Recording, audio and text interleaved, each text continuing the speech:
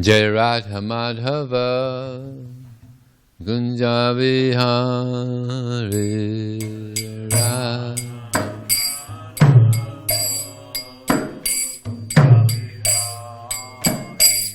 Jaya Radha Madhava Gunja Vihari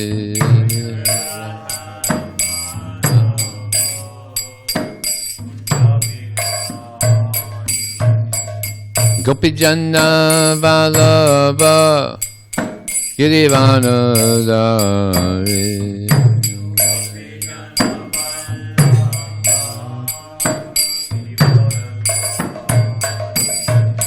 Gopijana Vallabha Girivanadari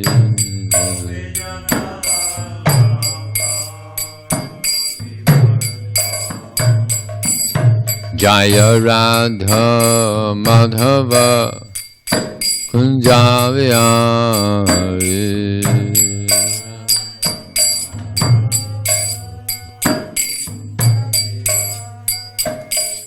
Jaya Radha Madhava Kunja Vihari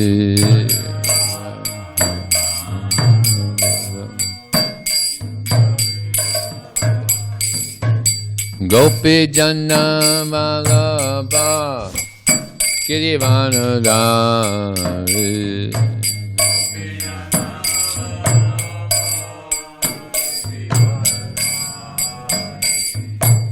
Gopi Jana Vallabha Girivanadari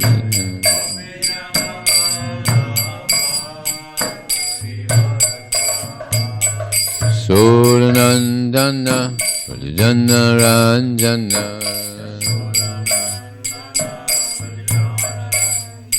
Jasodanandana Brajajana Ranjana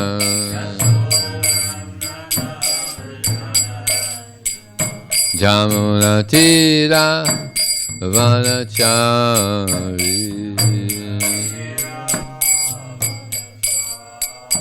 Yamunatira Vanachari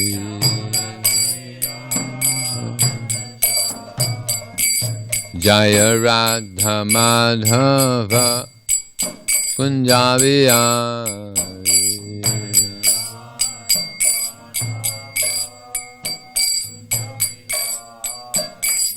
Jaya Radha Madhava Kunja Vihari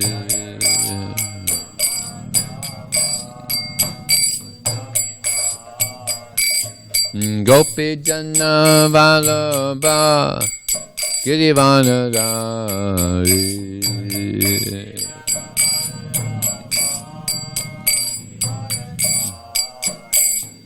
Gopi Jana Vallabha Girivanadari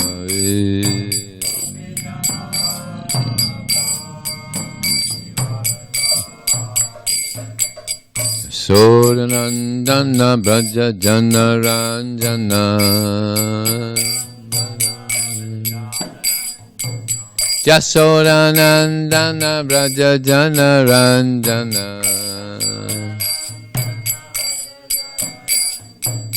Jamunatira Vanachari Yamunatira Vanachari Yamunatira Vanachari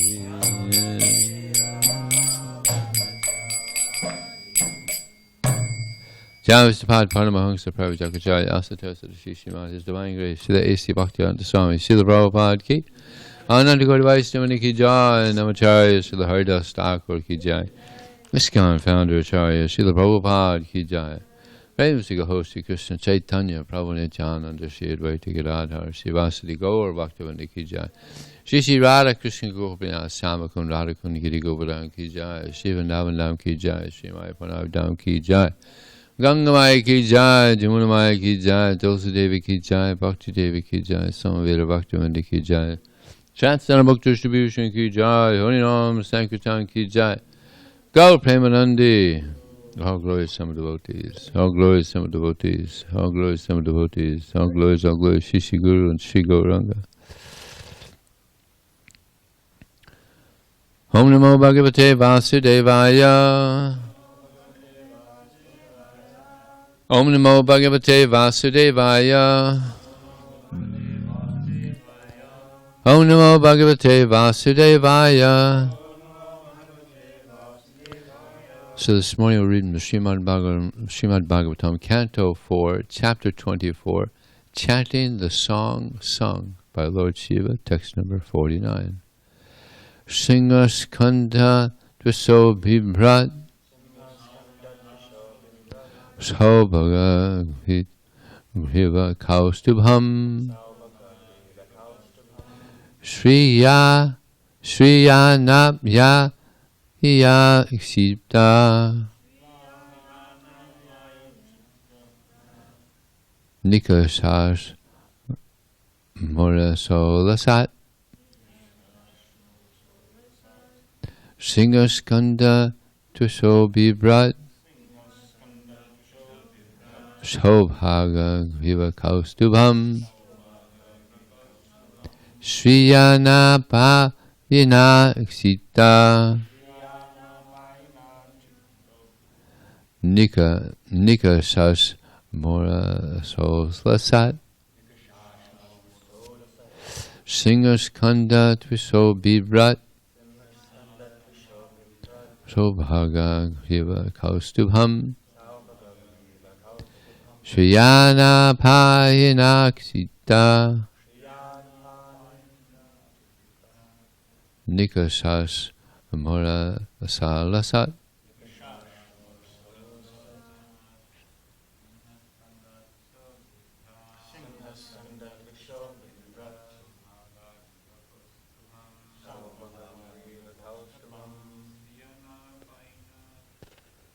Shriyana Payana Nikasas Mora Salasat Singaskandas Tviso Bibrat Sobhariva Kaustubham Shriyana Paya Sita Nikasas Morasosat Singaskandas Tviso Bibrat Sobhariva Kaustubham Shriyana Payana Nikasas Morasosat Singaskandas Tviso Bibrat Sobhaga Griva Kaustubham Shriyana Payana Nikasas Morasolasat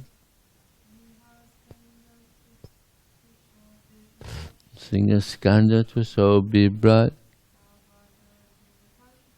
Sobhaga Griva Kaustubham Shriya Payayana Kripta Nikasas Morasolasat.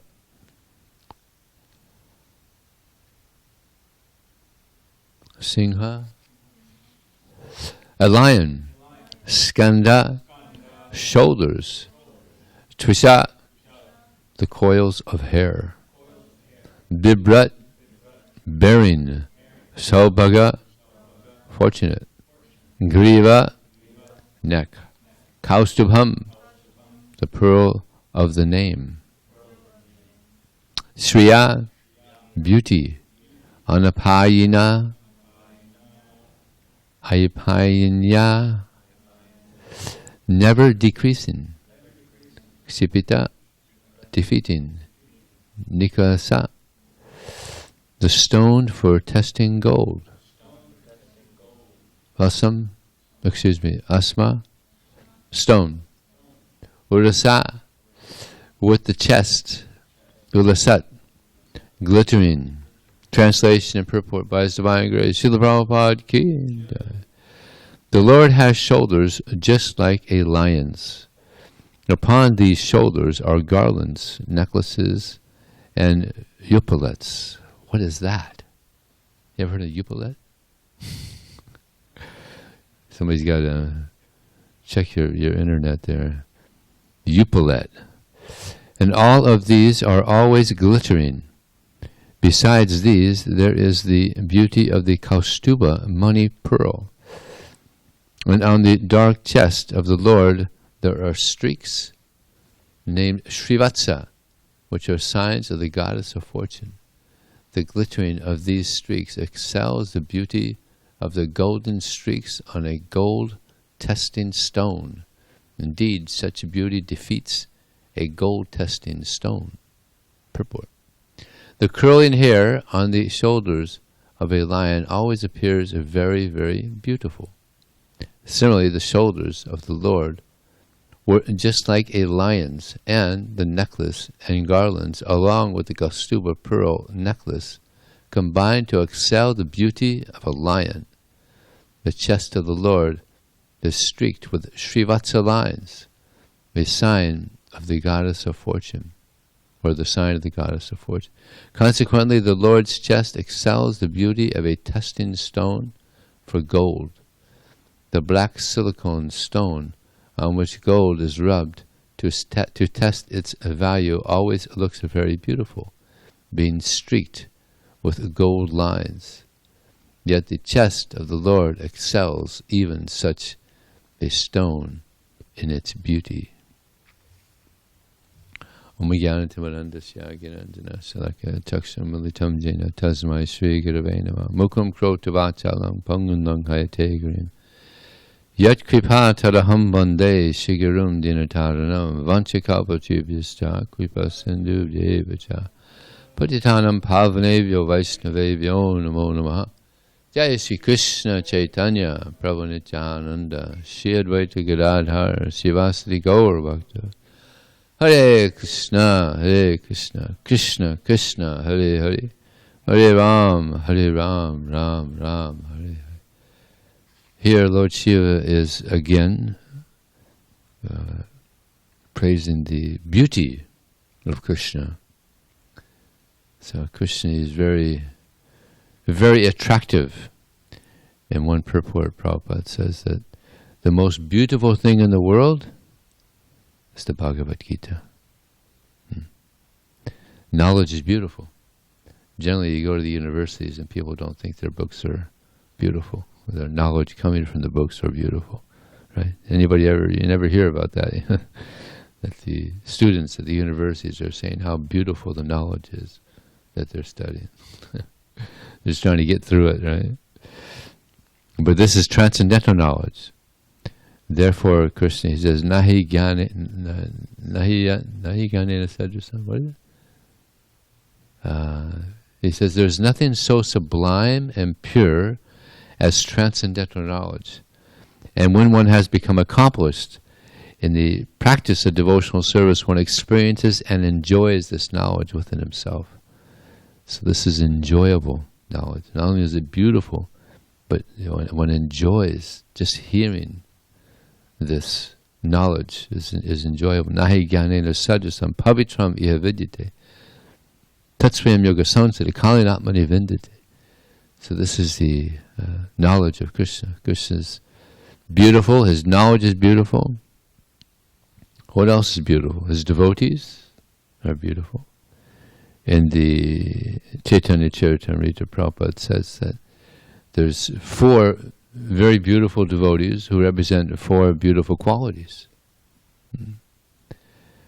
Like Haridas Thakur, he represented the quality of tolerance. He was very tolerant. And he is the Namacharya, right? So he's very absorbed in the holy name, and he's very tolerant. Just like that amazing pastime where he was brought in by the Nawab, because he's a Muslim, but he's chanting Hare Krishna. So they brought him in, and the Nawab said, "You're so fortunate, you're born into a Muslim family, why are you taking up these Hindu practices?" So Haridas said, "So many Hindus are becoming Muslims. What's the big deal? One Muslim becomes a Hindu." He didn't like that answer. They're very attached. Actually, it's even said that in Islam, if someone gives up the Islam religion, that's reason to be killed. And I have one friend. He's Muslim. He became a devotee, and that was one of his arguments that his parents gave to him. That when they find out that you become a Hare Krishna, there's going to be big problems in our family, and for you. They're trying to threaten him. Good devotee, actually. You know Tara Das? You don't know? Tara Das. He comes here. His family is here. His mother passed away. Yeah, Muslim family. Yeah, he born in Saudi Arabia. Full-on Muslim. But he's wonderful, nice devotee. So that was the argument that they gave to him to try to get him away from Hare Krishna. Yeah. There are going to be big problems in our family when they find out you're a Hare Krishna. So yeah, he said, "What's the big deal?" So and also in India, Prabhupada mentions that most of the Muslims didn't come from Muslim countries; they were converted. It's like this person, Subhuti Roy. He was a big landholder, wealthy person, but due to circumstances he lost his wealth, and his servant became the Nawab. He became the leader, the magistrate. He became a big personality. And his wife once saw that on his back was this big long mark. She said, "What's that?" "Oh, that's a whip mark from Subhuti Roy. I used to be his servant, and I did some blunder, and he whipped me for it." And she was shocked. She said, "You have to kill him for that." "I can't kill him. He's like my father." Anyway, you have to do something. She wanted him dead. So she said, "Well, at least turn him into a Muslim." And all he had to do to turn him into a Muslim was sprinkle some water on his head, and he became a Muslim. So he did that, and he thought, "Oh no, I'm a Muslim now. What to do?" So he went to some Brahmins. "What should I do? I've just been, turned into a Muslim. They put water on my head. I'm Muslim." And they said, "Well, you have to drink hot ghee and give up your life.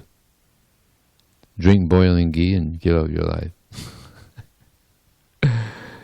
Prabhupada says in the purport there that just like in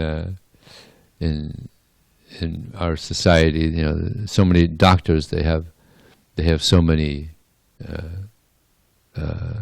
what do you call it? Solutions to problems, and lawyers, they have different ideas.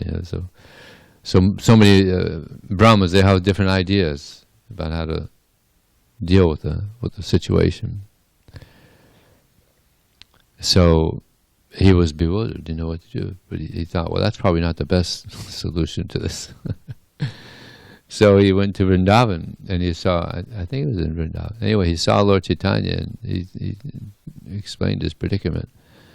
And he said, actually, yeah, it must have been in Navadvip, because he said, just chant Hare Krishna. Just go to Vrindavan and chant Hare Krishna.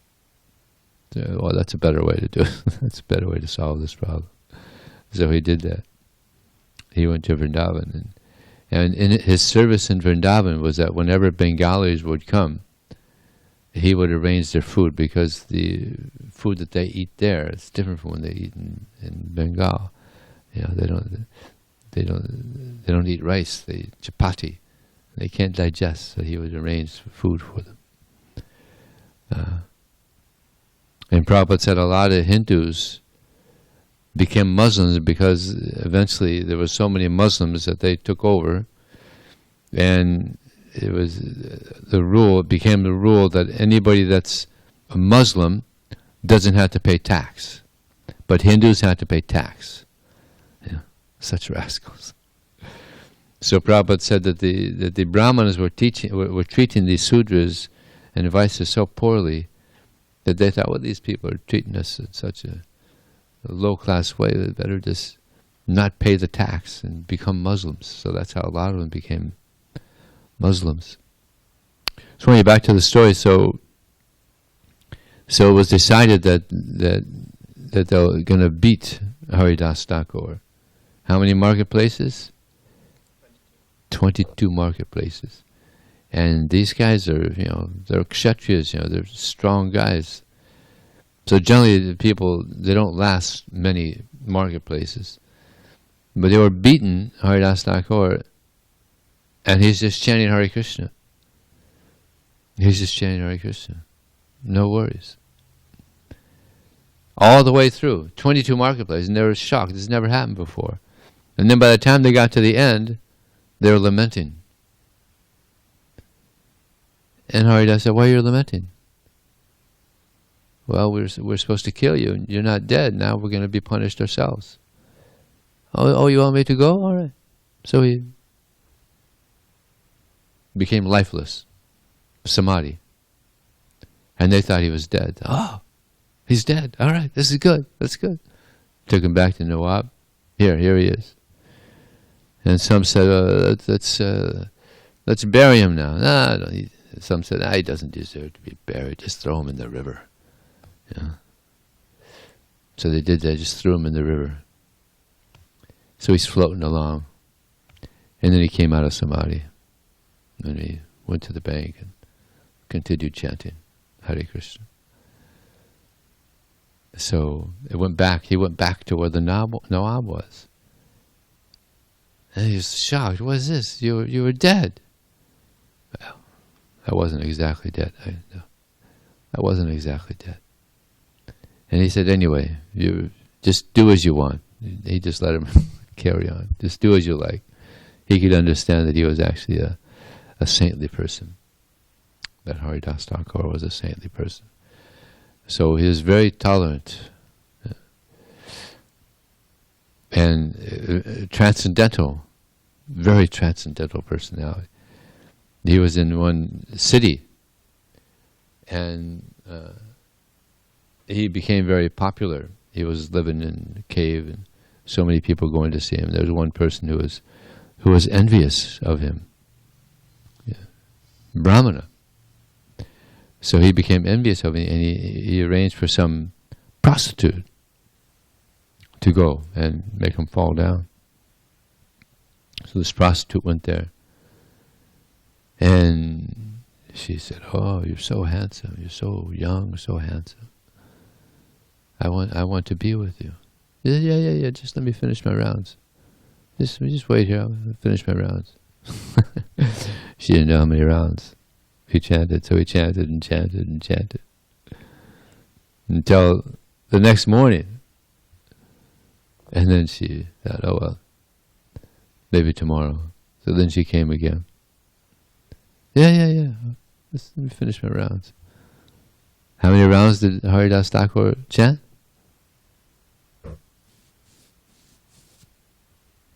300,000 names a day. 192 rounds. But if you take a calculator, it's actually 173. If you just add all the names. So then the next day she tried again. Then after the third day, she became purified. And she admitted to Haridas, actually I came here with a nefarious intention to make you fall down. He said, I know. I could have left immediately, but I wanted to make you a devotee. So she became a devotee. She became a good devotee, chanting the same amount of rounds. She got the mercy of Haridas Thakur and became very famous. She became very famous as well. So, and then the devotee that exemplified humility, Who knows who would that be? Of all the devotees of Lord Chaitanya, Sanatana Goswami. Sanatana Goswami was very intelligent. He knew so many languages. He was one of the ministers, and he also had become practically Muslim because the Nawab, he knew how intelligent Sanatana Goswami and Rupa Goswami were, and he wanted them in his government. And he told them, if you don't come with me and help in my government, then I'm going to cause all kinds of havoc to your Brahmin community. So he was blackmailed. They were both blackmailed. That's why they became ministers of the Nawab. So then they became attracted to Lord Chaitanya, and they gave up all that. It's a whole long story also. But he was very humble. Although he was so intelligent, what did he ask Lord Chaitanya? Kayami. Who am I? They say, I'm such a scholar, I'm so intelligent, but I don't even know who I am. Very humble. And when Sanatana Goswami and Rupa Goswami first went to see Lord Chaitanya, they had straw between their teeth, and they were just so humble, glorifying Lord Chaitanya, expressing how fallen they are and they need his mercy. So they were speaking in this way, and Lord Chaitanya eventually said, "You're breaking my heart with humility. Please stop." So this is the humility of Sanatana Goswami. And then there's a devotee that he was very good at constructional criticism. Damodar Pandit. You know, there's criticism, but then there's constructional criticism. Whenever if we see someone that's doing something that's not proper, then we have to be introspective, look within before we try to correct. Am I doing this for the person's actual benefit, or is my false ego involved here? Because the tendency is to criticize, and even it's mentioned that the symptom of a pure devotee is that he is beyond the tendency to criticize. So this goes on a lot in the material world because of these false egos. So, but he kind of went too far. He went over the line and he corrected Lord Chaitanya, because there was an instance where one young boy, I don't know, maybe 8 or 10 years old, he was going and seeing Lord Chaitanya every day. But this boy had a mother that was a widow. The father had died, and she was young. So Damodar Pandit went to Lord Chaitanya and said, "Lord Chaitanya, this boy keeps coming here every day, but he's the son of a widow, a young, attractive widow, and people are going to talk. So I don't think it's so good." So he went too far.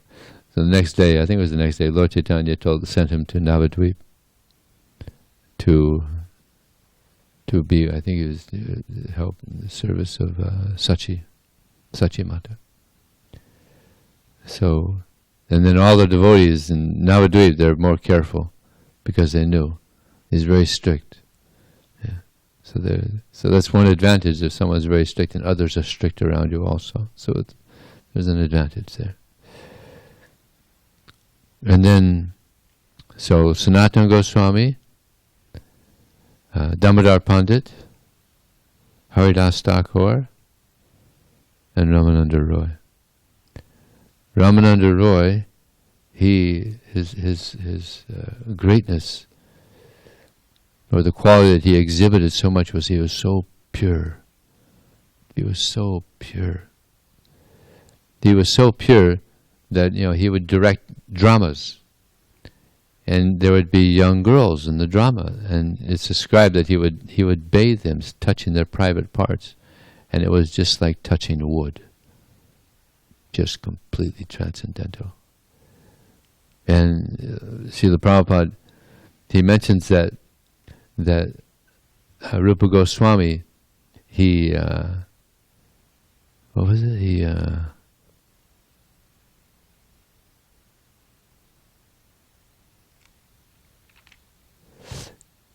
He kind of humbled Cupid by that, because Cupid, is very expert at attracting. So he humbled Cupid.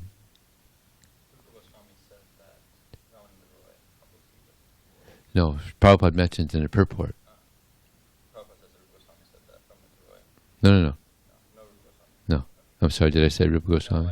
No. So Ramananda Roy humbled Cupid by his detachment, just complete transcendence. Yeah. So very, very transcendental. And Ramananda Roy, he would instruct Lord Chaitanya. He was a householder, even mentioned as a Sudra. But he would instruct Lord Chaitanya. He would ask questions to Lord Chaitanya Mahaprabhu. So what else is very attractive in relation to Krishna? His devotees, very attractive. His body, of course, we've been hearing. His body is very. What else is very attractive? Name, yes, the name of Krishna. Nama Chintamani Krishna Chaitanya Rasa Vigraha Purna Sura Nityamukta Abhiridvam Namanamino. That the name of Krishna is so attractive and very powerful that whatever we want, it's like a Chintamani gem. Whatever we want, we can achieve by chanting the names of Krishna. Of course, we should only want to serve Krishna. If we want anything else other than to serve Krishna, this is aparad. So we should only want to serve Krishna in particular ways. Nama Chintamani Krishna Chaitanya Rasa Vigraha, it's the form of all transcendental mellows. Purno, it's complete. Purno Sudo, it's pure. Nityamukto, it's eternally liberating. And the name of Krishna and Krishna are non-different. So Krishna is very attractive. So the name of Krishna is also very attractive. And then Srimad Bhagavatam. Bhagavad Gita is very beautiful. Srimad Bhagavatam also very beautiful. Yeah. It's described that Srimad Bhagavatam it's as brilliant as the sun, and is risen just after the departure of Lord Krishna to his own abode, accompanied with knowledge, religion, etc. Persons who have lost their ability to see in this age will get vision from this Purana, Srimad Bhagavatam. Very beautiful. And therefore this is what Srila Prabhupada first, well actually no, he translated the Bhagavad Gita before the Srimad Bhagavatam. But I think his wife traded for some tea biscuits or something. So temples are very beautiful. We have so many nice temples all around the world. There was one person in Boise, Idaho, who got one of Prabhupada's books, and he read it, and then he came to the temple there in Boise. And he was so impressed with the beauty of the temple and the beauty of the deities and everything was so attractive. So he went to the temple president there, and he said, "So, what should I do now?" He was just like surrendered, he felt so good, just the atmosphere, everything. Our temples have very nice atmospheres because Krishna is here. That's why the temples are nice. Imagine you go to a temple and there's no deity. Just like every morning we come here to the temple room. Beautiful deities are here. Imagine we come down here, there's no deities. It would be like, oh my God. Actually, it's happened before. Deities have been stolen. That's why you have bars in all the temples. deities have been stolen before. South America, that's one that I know of. So, yeah, this is what makes our temple so attractive, the deities. It's described that Krishna is the reservoir. He's the reservoir of all beauty. And the Prabhupada says, anyone who understands the beautiful qualities of Krishna is dipped into an ocean of nectar. You dip into an ocean of nectar simply by understanding the beautiful qualities of Krishna. And we pull ourselves out of the muck of material existence. And ISKCON. ISKCON's a beautiful movement. Because we're being guided by Srila Prabhupada, the teachings of Srila Prabhupada, teachings of Krishna. It's a beautiful movement. Yeah. And so many people are becoming beautiful by coming in contact with this movement. I remember reading in the BTG, there was one man who was he was a real rogue. He had a bar, he owned a bar, and he was a big guy and real low class, vulgar language and just real intimidating, and people were scared of him. But he had a father that was real pious, nice, gentle father. And he would try to get him to read Bhagavad Gita, but he would never thought about reading it. And people in the town, they were always amazed at how could such a person be the son of such a gentle, nice, polite devotee. They were just amazed. How is this possible? So then after some time, the father died, and he was lamenting because he was the son was lamenting because he loved his father, but he was just degraded. So then he decided I should read Bhagavad Gita. So fortunately,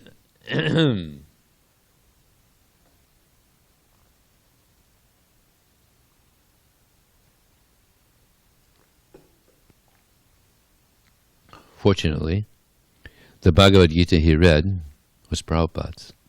Somehow he got Prabhupada's Bhagavad Gita. And he would be in the bar, and he would read a verse, and then he would pass it on to a friend. Hey, yeah, read a verse of the Bhagavad Gita, and they would joke about it. So this is going on for some time. The Bhagavad Gita was on the bar table there, and they'd read every once in a while the verse of the Bhagavad Gita. But even in that situation, the result came out. He started becoming attracted. He read that verse that if one offers to me with love and devotion a leaf, a flower, fruit, or water, I'll accept it. So he started offering his food in whatever way he could. Here, Krishna, accept this. In whatever way he was doing it. So that had an effect as well. So then he started getting serious about his reading. He was like, wow, this is real wisdom here. So,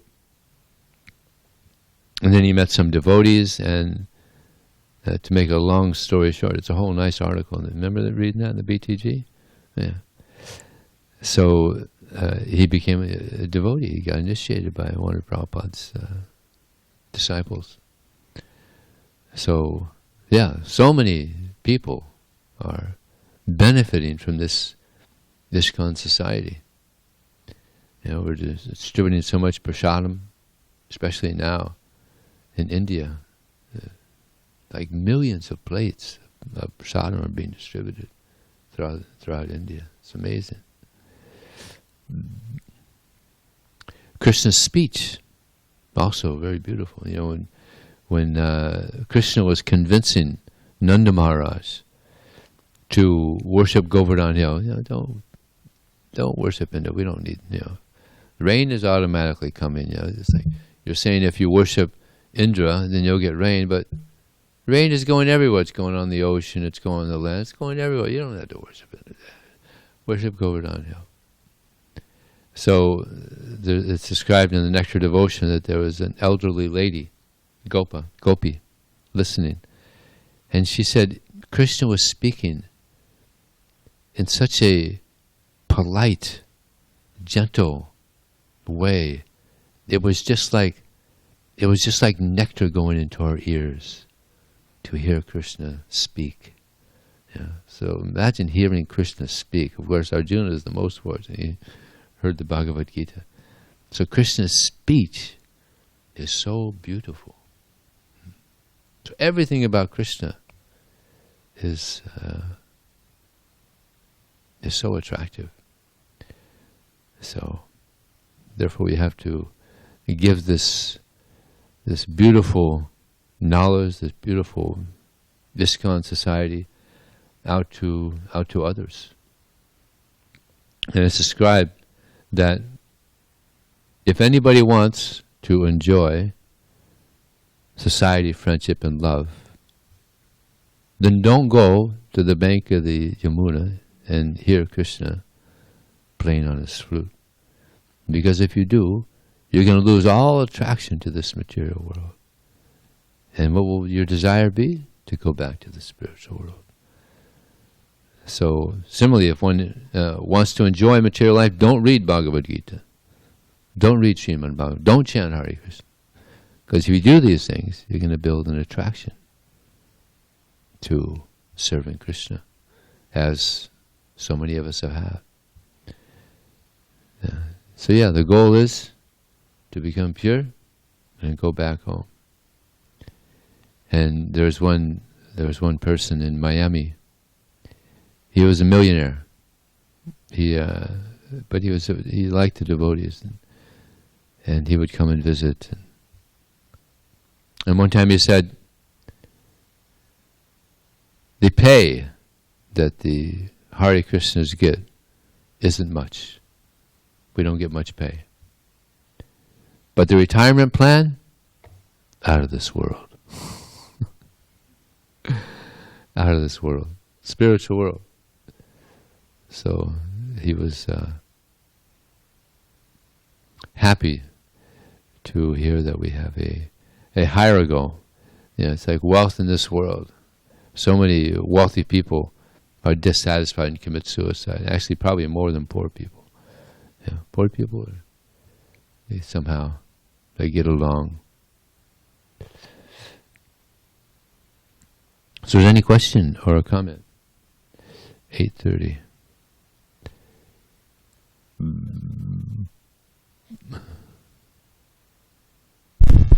So you were mentioning Damodar Pandit and Chaitanya Mahaprabhu, and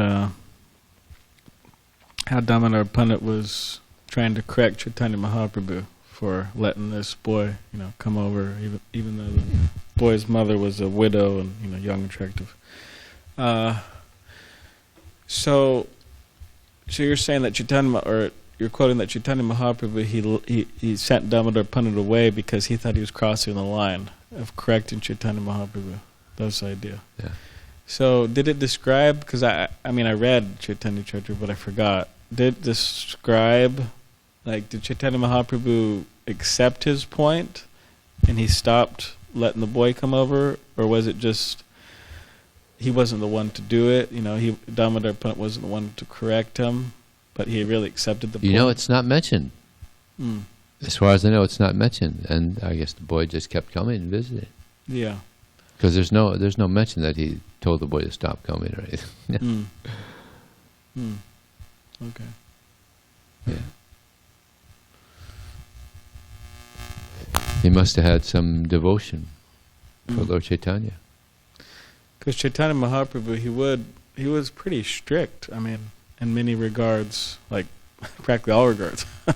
Yeah. So, Damodar Pandit bringing up that point, it wouldn't surprise me if Chaitanya Mahaprabhu would say, okay, true, the boy shouldn't come over because of that. Because, Chaitanya Mahaprabhu is really careful in terms of social opinion, respecting him as a sannyasi, as a renunciant. Yeah, good point. But I guess Lord Chaitanya didn't think that that was going against The any principle. principle. Yeah. Yeah. Yeah, it's interesting that there is that case of where Chaitanya Mahaprabhu, who's in the Jagannath temple, he's taking darshan, and this Bengali lady, she goes up to him and Climbs on his shoulder. Chaitanya Mahaprabhu, and is taking darshan of the deities. I mean, that's pretty amazing. And of course, under normal circumstances, Chaitanya Mahaprabhu, I mean, he wouldn't accept that, allow that, for a woman to climb on his shoulders. And, it's like he was very strict in that regard. But he accepted it, and this servant Govinda Das said, "Oh, Mahaprabhu, what are people going to think?" And he said something like, I wish I had as much devotion as her." Exactly. Yeah. So, quite amazing. That's pretty amazing pastime. Yeah. Anything else? But sometimes Damodar Pandit, sometimes Chaitanya Mahaprabhu would accept correction from his associates. I'm just thinking of like Jagannananda Pandit, or at least chastisement. Jagannananda Pandit had the nice oil. He said, "Oh, Chaitanya Mahaprabhu, I got this nice oil for you. Can you please use it?" And Chaitanya Mahaprabhu, "Oh, I'm a sannyasi. People criticize me, and I just give it to Lord Jagannath. I can't use it." And then Jagannatha Pandit got really upset, and he fasted for 3 days, and He broke the pot of oil. Just threw the pot of oil on the ground, and got really upset. He went away, upset, angry like anything. Yeah, and then eventually Chaitanya Mahaprabhu, he called him. He said, "Okay, I want you to cook for me." Yeah. So He went to him. Lord Chaitanya went to him. yeah. Yeah. Isn't it? Was it? He's of course an eternal associate of Lord Chaitanya. Special soul. Okay. Srila Prabhupada ki jai.